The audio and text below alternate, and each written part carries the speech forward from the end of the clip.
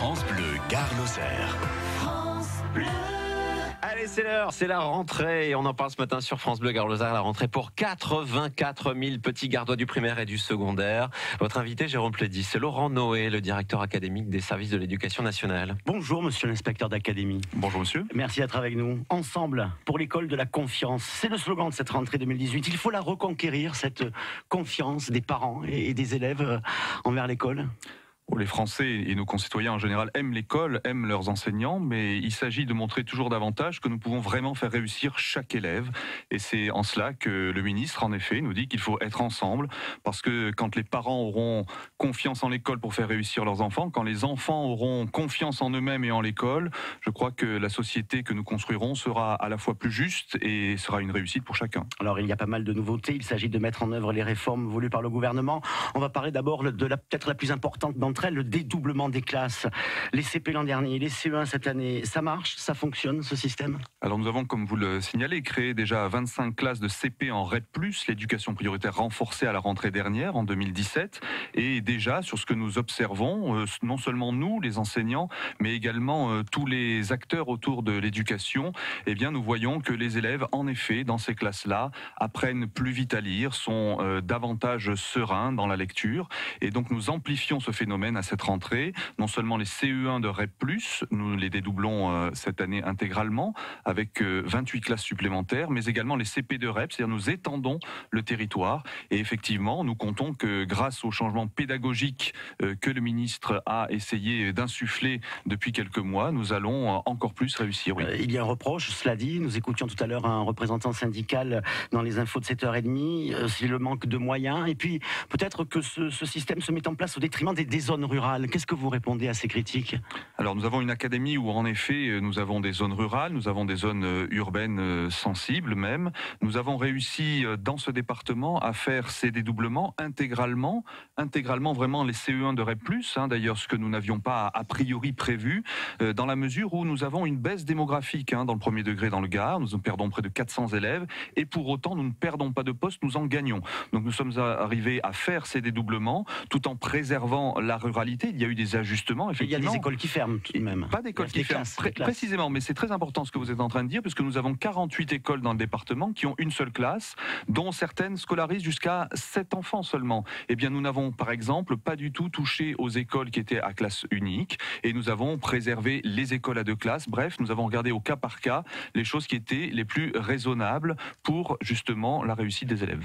Lire, écrire, compter, respecter autrui, il y a une volonté, vous le disiez, de renforcer la maîtrise de ce qu'on appelle les fondamentaux, mais au-delà des mots, ça signifie quoi concrètement dans les classes?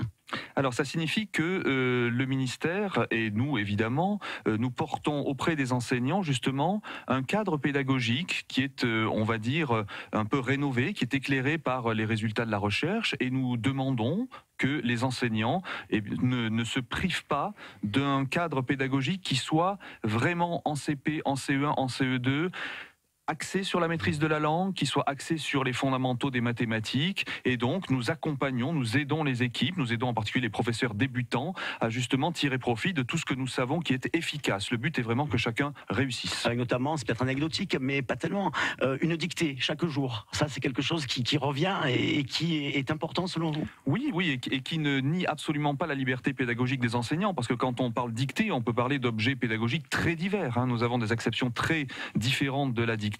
Eh bien oui, le fait que chaque jour nous soyons attentifs dans chaque classe à comment les élèves écrivent, à l'extension du vocabulaire, de l'orthographe, eh bien oui, c'est une chose très importante pour nous.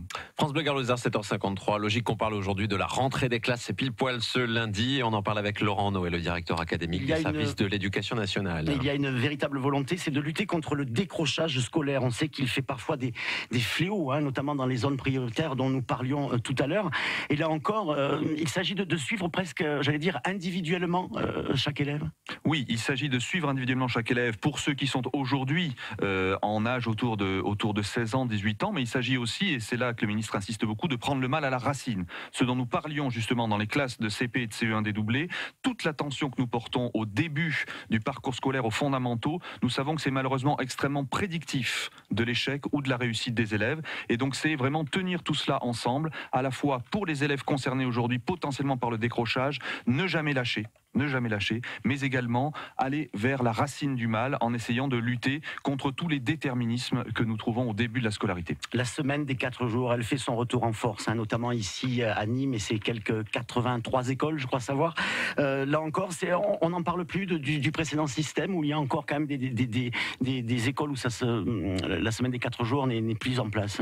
Alors dans le Gard, nous avons encore 3 communes qui sont aux 4 jours et demi, et ça représente environ 300 élèves. Autrement dit, c'est vrai qu'une écrasante majorité des communes sont passées à 4 jours de classe. Néanmoins, vous le savez, le ministre met en avant pour cette année un accent très très fort mis sur ce qu'on appelle le plan mercredi. Autrement dit, le ministre a coutume de dire qu'il est le ministre des 5 jours en fait pour l'élève, dans la mesure où il a en charge la vie associative et la jeunesse. Et donc nous allons nous mettre au travail avec les élus locaux, avec les partenaires des autres services de l'État pour construire vraiment d'un plan mercredi de qualité dans chacune des communes pour que les élèves et les enfants, donc en dehors du temps scolaire, aient accès à des activités réellement intéressantes et motivantes. C'est ça le problème. Les municipalités sont appelées à mettre la main au portefeuille. Alors justement, ça coûte cher et l'État va lui aussi contribuer à cela à travers les CAF, puisque vous savez que la somme forfaitaire qui est versée par élève dans le cadre de ces activités, pour les communes qui seront en lien avec nous, avec des plans mercredi que nous aurons construits ensemble et de qualité, eh bien sera doublé. Donc effectivement, l'État a pris conscience de cela, comme à chaque fois que nous avons des mesures de ce type-là, et les communes seront aidées dans ces plans mercredi. Une dernière question, le téléphone portable dans les écoles, dans les collèges, vous y croyez vraiment? Il va disparaître? Ça va être facile à faire respecter comme mesure? Alors figurez-vous que nous sommes dans un département où il y avait déjà beaucoup de collèges qui avaient des règlements intérieurs qui précisaient que le téléphone portable s'était éteint au fond du sac ou dans le casier.